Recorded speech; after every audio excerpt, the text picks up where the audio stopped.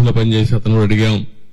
నిన్న సంఘటన జరిగినప్పుడు ఆఫీసులో అతనితో ఉన్నటువంటి వ్యక్తి కూడా గట్టిగా అతను మెడ మీద కత్తి పెట్టి బెదిరించి యథేచ్ఛగా వీళ్ళు చేసే పరిస్థితికి వస్తే వాళ్ళని ఏమైనా గుర్తుపట్టగలుగుతామంటే ముసుగేసుకొని చేశారని చెప్పి అంటున్నారు. ఏదేమైనా వాళ్ళ పట్టుకొని తీరడమే కాదు, ఎవరైతే ఇంత ఘోరం చేశారో అలాంటి వ్యక్తులకు కఠిన శిక్ష వేసి, ఏదైతే వీరయ్య చౌదరి గారికి ఆత్మకు శాంతి కలగాలంటే అది ఒకటే మార్గం.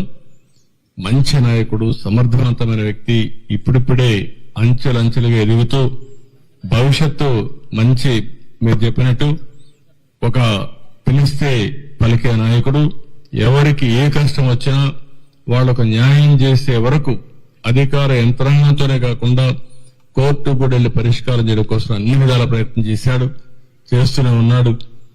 అదే ఎవరన్నా మీకు కూడా చెప్తున్నా, ఆయన శ్రేయోభిలాషులు అందరినీ కోరుతున్నా, మీ దగ్గర కూడా సమాచారం ఉంటే మీరు ఇవ్వండి. దుర్మార్గులు ఘోరంగా చేశారని భయపడితే మాత్రం ఇలాంటి దుర్మార్గుల్ని మనం వదిలిపెట్టినట్టు అవుతుంది. అలాంటి వ్యక్తులు భూమి మీద ఉండడానికి కూడా అర్హులు కాదు. అందుకే మిమ్మల్ని అందరినీ కోరుతున్నా, ఎవరిని వదిలిపెట్టను, గాలిస్తాం, ఇన్వెస్టిగేషన్ చేస్తాం, కడకు పట్టుకునే వరకు ఈ ఇన్వెస్టిగేషన్ కొనసాగుతుంది. ఈ టీములు కూడా కొనసాగుతాయి. ఎంత వాళ్ళు తెలివైన వాళ్ళు అనుకున్నా తప్పకుండా క్లూస్ వదిలిపెడతారు. వాళ్ళని పట్టుకొని కఠినంగా శిక్షిస్తామని మరొకసారి తెలియజేసుకుంటూ, ఆ కుటుంబానికి అండగా ఉంటాం, అన్ని విధాలుగా ఆదుకుంటాం. భవిష్యత్తులో కూడా వాళ్ళు ఏమేం చేయాలో మా సొంత కుటుంబ సభ్యుల్ని ఏ విధంగా చూసుకుంటాం ఆ విధంగా చూసుకుంటామని కుటుంబ సభ్యులకు హామీ ఇస్తూ, కార్యకర్తలందరికీ ఒకటే చెప్తున్నా, మీరందరూ కూడా అధైర్యపడద్దండి. పార్టీ కుటుంబ పెద్దగా నేను అండగా ఉంటా. ఇలాంటి దుర్మార్గులు కొంతమంది ఉన్నారు, నేర రాజకీయాలు చేసే పరిస్థితులు వస్తున్నాయి. నేర రాజకీయాలు చేసే వాళ్ళందరినీ తుదముట్టించే వరకు ఈ పోరాటం ఆగదు. రాష్ట్రంలో 5 సంవత్సరాలు మనం చూశాం. నేర చరిత్రకు మళ్లీ ఒకసారి శ్రీకారం చుట్టే పరిస్థితికి వచ్చారు. అక్కడి నుంచి ఇప్పుడిప్పుడే బయటపడే పరిస్థితి వస్తే అది తట్టుకోలేక, ఇలాంటి నాయకత్వాన్ని ఎదుర్కోలేక తప్పుడు పనులు చేసే పరిస్థితికి వస్తున్నారు.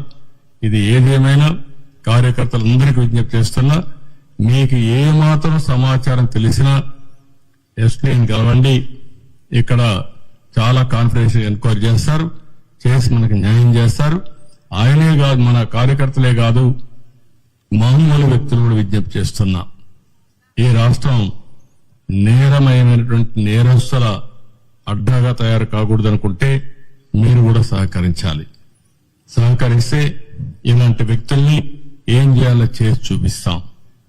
విధానం ఉంటే మాట మాట్లాడుకోవచ్చు, న్యాయం కోసం పోరాడొచ్చు, అంటే బయట చెప్పొచ్చు. కానీ హత్యలు చేయడం అనేది నీచమైన పని, పరమ దుర్మార్గమైన పని.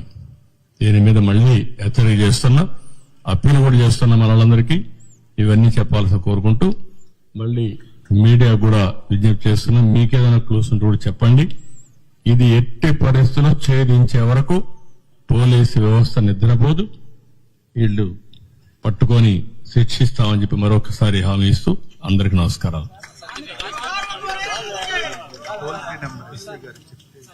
అదే మరిగా ఒక బయట వచ్చి చెప్పలేని వాళ్ళు ఎవరన్నా ఉంటే ఎస్పీ గారు టోల్ ఫ్రీ నెంబర్ ఇస్తారు, కాన్ఫిడెన్షియల్ నెంబర్ ఇస్తాం. ఆ నెంబర్ గాని మీరు ఫోన్ చేసి మీకు తెలిసిన సమాచారం తీసుకుంటే మీ సోర్స్ ఆఫ్ ఇన్ఫర్మేషన్ కూడా బయట పెట్టకుండా మేము పట్టుకునే కార్యక్రమం చేస్తాం. దయచేసి వారికి కూడా విజ్ఞప్తి చేస్తున్నా, ఈ రోజు అనౌన్స్ చేస్తాం. ఎస్పీకి చెప్పి ఆ టోల్ ఫ్రీ నెంబర్ కూడా పబ్లిసిటీ ఇస్తాం, అనౌన్స్ చేస్తాం. నేను అన్ని కోణాల్లో ఆలోచిస్తున్నాను. రాజకీయ కోణం, ఇలాంటి వ్యాపారం, ఆయన ఎదుగుదల జీర్ణించుకోలేకుండా ఉంటే అలాంటివి అన్ని కోణాల్లో ఎగ్జామిన్ చేస్తాం. నేరస్తుల్ని అన్ని కోణాల్లో మనం చూస్తే తప్ప, ఒకవేళ వీళ్ళే చేశారా లేకుంటే హైడ్ గుండాస్ అనేది ఇచ్చారా, అలాంటి ప్రొఫెషనల్స్ మీద ఇచ్చారా అనే కోణం కూడా ఎగ్జామిన్ చేస్తున్నాం. ఏ కోణం కూడా వదిలిపెట్టాం. నేను ఒకటే చెప్తున్నా, నేను ఇక్కడికి వచ్చి చూశానంటే వాళ్ళు గుర్తుపెట్టుకోవాలి, వాడు ఈ భూమిలో ఎక్కడ దాంకున్నా ఎక్కడున్నా వాడిని పట్టుకొచ్చే వరకు వదిలిపెట్టని మరొకసారి హెచ్చరిక చేస్తున్నాను. దాన్ని ఎట్టి పరిస్థితిలో వదిలిపెట్టాం. ఏం చేయాలో చేసే వరకు ఛేదించే వరకు వదిలిపెట్టాం.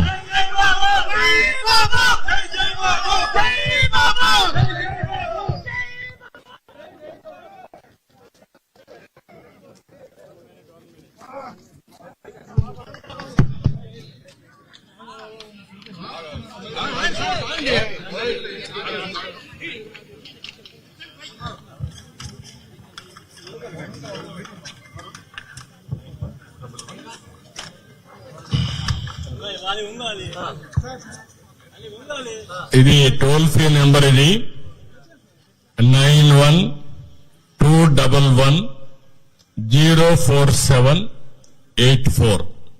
మళ్ళీ రిపీట్ చేస్తున్నా, 9121104784. ఈ నెంబర్కి ఎవరు ఫోన్ చేసినా మీ నెంబర్ని కాన్ఫిడెన్షియల్ గా పెడతాం.